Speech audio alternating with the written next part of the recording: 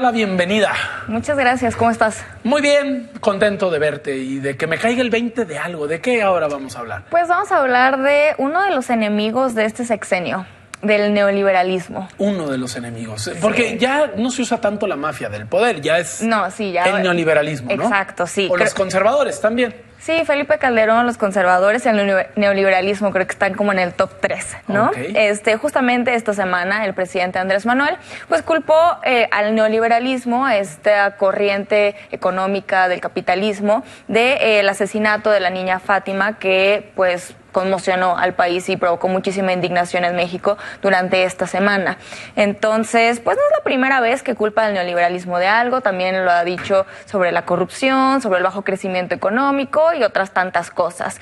Creo que la pregunta pues que nos tenemos que hacer ¿es posible que sí el neoliberalismo sea el culpable o el responsable de estos problemas que aquejan a México? Y nos vas a responder con números. Exacto. Creo que de entrada, vale la pena decirlo, es difícil comprobar que el neoliberalismo en realidad tenga una relación con estos problemas que señala Andrés Manuel, porque el neoliberalismo es un modelo económico que se ha implementado en diversos países y que en otros sí ha tenido buenos resultados y que ha tenido, por ejemplo, se ha traducido en un nivel de vida pues bastante decente, ¿no? Entonces vamos a hacer algunas comparaciones y vamos viendo qué sale.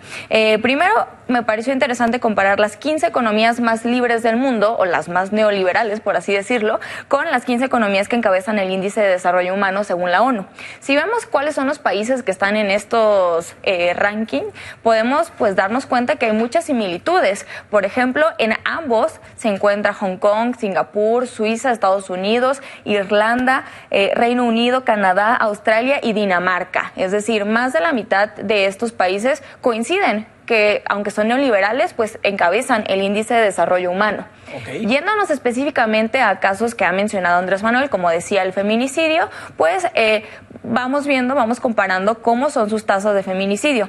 Singapur, por ejemplo, que también es una de estas economías más libres en el mundo, tiene una tasa de 0.2 por cada 100,000 habitantes.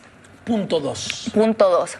Irlanda tiene una tasa de 0.3, Hong Kong de 0.4, Canadá de 0.5 y México, por el contrario, tiene una tasa pues del triple que Canadá, por ejemplo, que es de 1.5 feminicidios por cada 100,000 habitantes.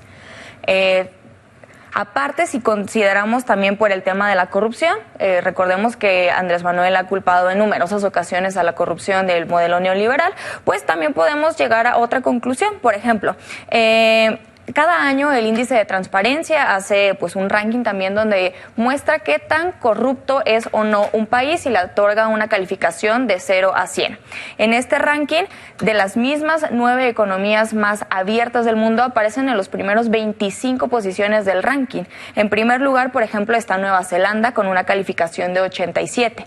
También está después Singapur y Suiza en la posición número 4. Luego están Reino Unido, Canadá y Australia en la posición número 12, Hong Kong en la 16, Irlanda en la 18, Estados Unidos en la 23 y México está muy abajo en la posición número 130 con una calificación de 29. O sea, entre reprobado. más bajo hay más corrupción. Exacto. Entre más bajo este índice, ¿no? Sí, en entre este más caso bajo. México 29. Ajá.